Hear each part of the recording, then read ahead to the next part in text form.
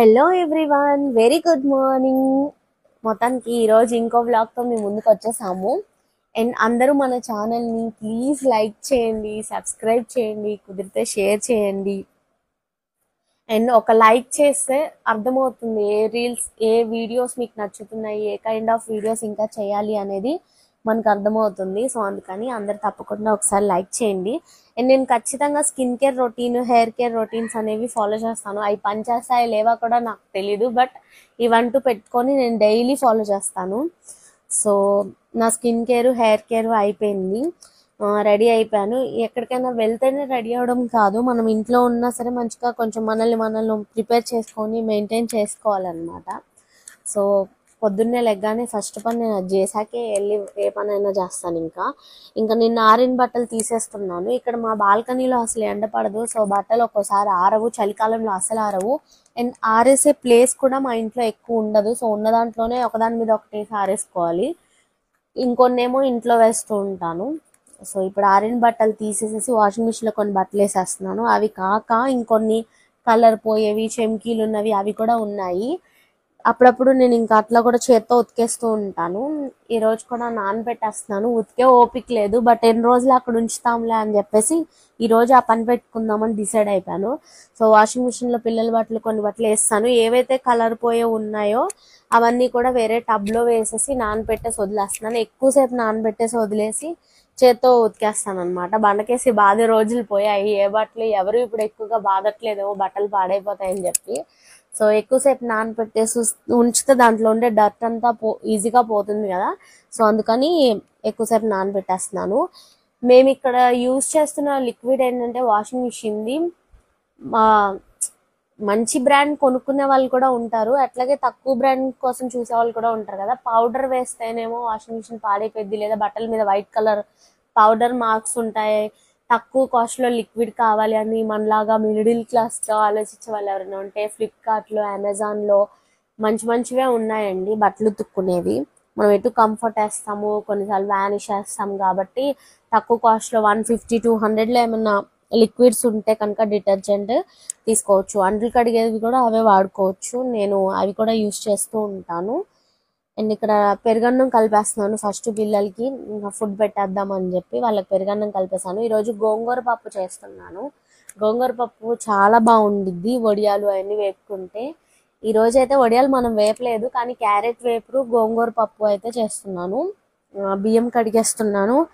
నేను కుక్కర్లో వండేటప్పుడు అన్ని ఇంగ్రీడియంట్స్ ఒకేసారి కలిపేసేసేస్తాను. కొన్నిసార్లు తాలింపు వేస్తాను, కొన్నిసార్లు వెయ్యను.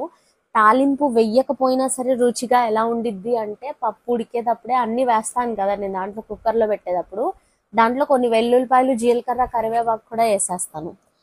సో వేసేయడం వల్ల మనం ఒకవేళ తాలింపు వేసుకోకపోయినా సరే బాగానే ఉంటుంది. కొన్నిసార్లు మాత్రం వేస్తూ ఉంటాను. పప్పు నిలువ ఉండాలి, పురుగులు రావద్దు అంటే పప్పు వేసేటప్పుడు మనం 1 kg 2 kgs తెచ్చుకుంటాం కదా, డబ్బాలో వేసేటప్పుడు అడుగున కొంచెం సాల్ట్, లేదంటేనేమో పలావ్ దినుసు ఆకులు అంటారు కదా అవైనా వేసుకోవచ్చు. అవి వేసి పైన కందిపప్పు వేసేసి మళ్ళీ కొంచెం సాల్ట్ వేసేస్తే పురుగులు రావు, ఎక్కువ రోజులు ఫ్రెష్గానే ఉంటాయి. సో ఈరోజు కందిపప్పుతో గోంగూర పప్పు చేస్తున్నాను. కందిపప్పు చాలా మంచిది ఆరోగ్యానికి, ఆకుకూరలు కూడా మంచివి. మేము ప్యూర్ వెజిటేరియన్స్ అండి, మేము అసలు నాన్ వెజ్ ఎప్పుడు తినం కాబట్టి ప్యూర్ వెజిటేరియన్ రెసిపీసే మన ఛానల్లో మీకు వస్తాయి. నేను బేసిక్ ఇంట్లో ఏముంటే అవే వేసి వండుతూ ఉంటాను. మీకు ఆల్రెడీ ఆ విషయం తెలుసు, రీల్స్లో వస్తూ ఉంటాయి. ఈ రెసిపీస్ ప్రతిదీ కూడా నేను అప్లోడ్ చేస్తాను, చూస్తుండండి. అండ్ గోంగూరలో ఏదైనా ఆకుకూరలు కడిగేటప్పుడు కొంచెం బేకింగ్ సోడా లేదంటే కొంచెం సాల్ట్ వేసి కాసేపు సోక్ చేసి వదిలేసేసి ఆకుకూరలు క్లీన్ అయిపోతాయి. ఎందుకంటే ఆకుకూరలకి ఎక్కువగా పురుగుల మందు కొడుతూ ఉంటారు, పురుగులు పట్టకుండా ఉండడానికి. అండ్ మట్టి కూడా ఉండిద్ది కదా, సో బాగా డీప్ క్లీన్ చేసుకోవాలి. అన్ని కూరగాయల కంటే కూడా ఒక స్టెప్ ఆకుకూరలు ఎక్కువే క్లీన్ చేసుకోవాలన్నమాట.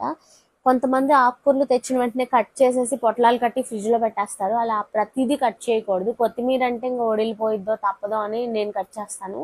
బట్ వేరే ఆకుకూరలు ఏవైనా సరే మనం ఎప్పుడైతే వండుకుంటామో అప్పుడే ఫ్రెష్గా కట్ చేసుకోవాలి. ముందే కట్ చేసేసి దాంట్లో ఉన్న ప్రోటీన్స్ అన్నీ పోతాయి.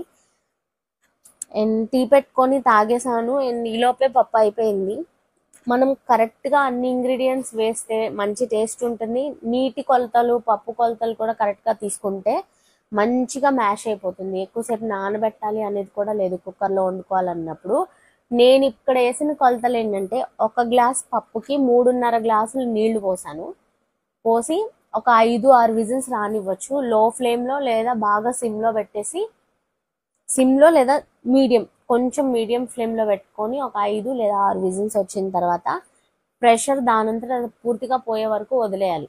వదిలేసిన తర్వాత ప్రెషర్ పోయాక మెదపాలంటే మెదిపేయచ్చు, లేదంటే గరిటతో తిప్పేయచ్చు. ఇది గోంగూర పప్పు అంతగా బాగా కుక్ అయినా సరే తీగల్లాగా ఉంటుంది అనిపిస్తుంది నాకు. అందుకే నేను ఇక్కడ పప్పు గుత్తితో మెదిపాను. అదర్వైజ్ ఏదైనా టమాటో పప్పు లేదంటే ఏదైనా ఆకుకూర సన్నగా కట్ చేసి వేసేస్తే కనుక మెదపను. నేను అసలు చెంచాతో ఒకసారి తిప్పేసేసి తాలింపేస్తాను అంతే.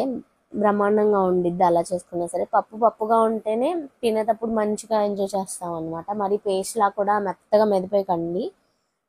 ఇక్కడ పప్పు అయిపోయింది. పప్పు అయిపోయిన తర్వాత నేను ఏ కర్రీ చేసినా సరే వెంటనే వేరే బౌల్లోకి ట్రాన్స్ఫర్ చేసేస్తాను. అదే బౌల్లో ఉంచను.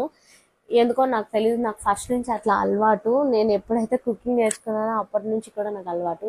ఏ బౌల్లో అయితే ప్రిపేర్ చేస్తానో సేమ్ బౌల్లో ఉంచను. వెంటనే దానికి తగిన సరిపడా వేరే బౌల్లోకి ట్రాన్స్ఫర్ చేసేసి దాన్ని పక్కన పెట్టుకుంటాను.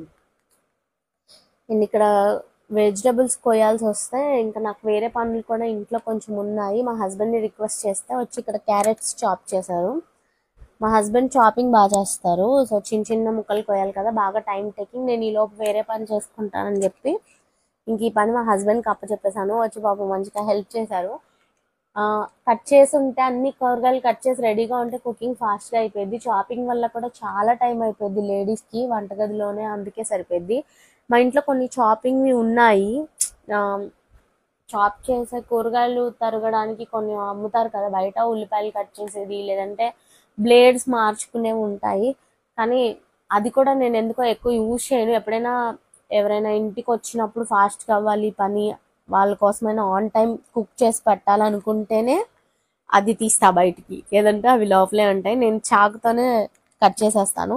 నేను త్వరగా లేచి 7-6 కల్లా లేచాను అంటే మాత్రం 10-11 లోపు కుకింగ్ అయితే అయిపోయిద్ది. ఎప్పుడైతే నేను లేట్గా లేచి కొంచెం లేట్గా స్టార్ట్ చేశానో అది 1కి అవ్వదు, 2కి అవ్వదు, 3 to 4, 5 మధ్యలో అయిద్ది అనమాట నా వంట. అంత లేట్ అయిపోద్ది. అయితే ఫాస్ట్గా అయిద్ది, లేదంటే డెడ్ స్లోగా వెళ్తుంది ఏ పని అయినా సరే. సో క్యారెట్ కర్రీ పొయ్యి మీద వేసేసాను, మంచిగా వేగింది. తక్కువ క్యారెట్సే కాబట్టి త్వరగా అయిపోయింది. కూరగాయల రేట్లు బీభత్సంగా ఉన్నాయి. ఒకవేళ తక్కువ ఉంటే ఒక 2-3 కేజీలు క్యారెట్లు తీసుకొచ్చి కొంచెం పిల్లల అన్నంలో కొంచెం ఇట్లా కర్రీ చేసుకొని, లేదా ఒక 2-3 సార్లు జ్యూస్ తాగి అవజేసేదాన్ని. కానీ రేట్లు బాగా మండిపోతున్నాయి కూరగాయలు ఏది పట్టుకున్నా సరే.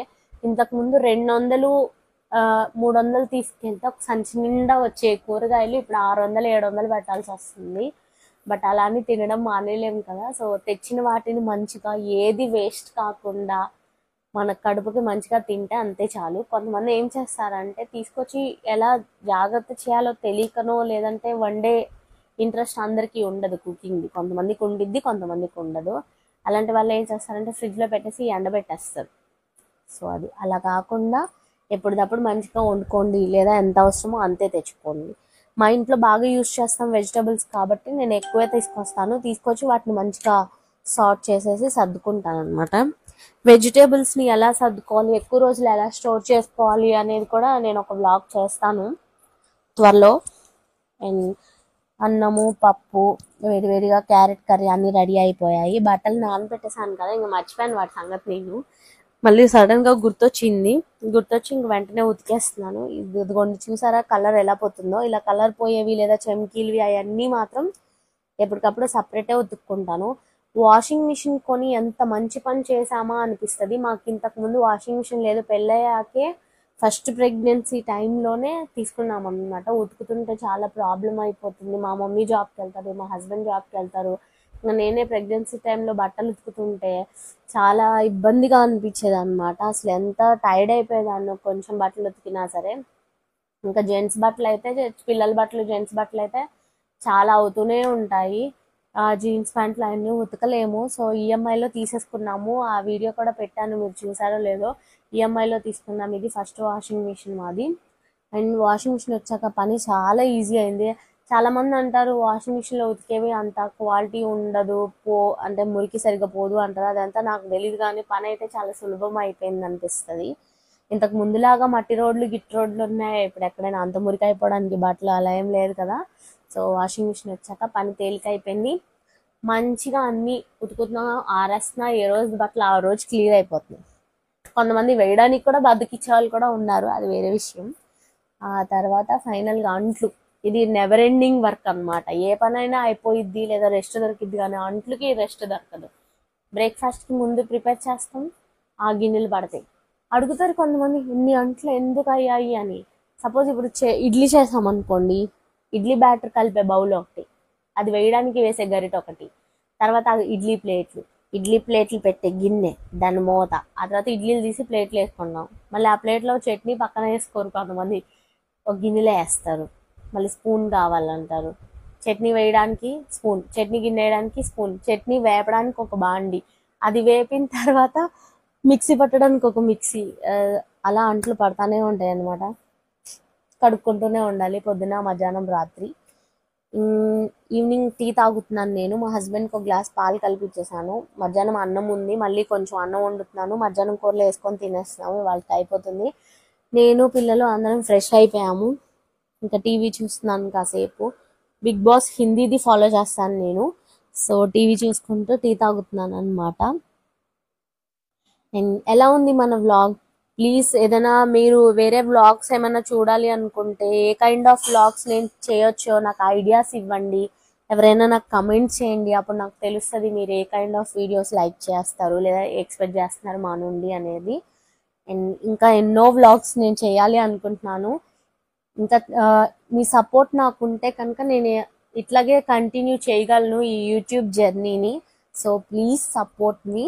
అండ్ ఇక్కడ మా వాడు ఏం పిలుస్తానే ఉన్నాడు అమ్మ అమ్మ అని చెప్పి, సరే వచ్చి హాయ్ చెప్పమంటున్నాను. టిల్లు దా వచ్చి హాయ్ చెప్పు, కనిపించు, బాయ్ చెప్పమంటున్నా. హాయ్ బాయ్ అయిపోయింది అనమాట. Bye bye.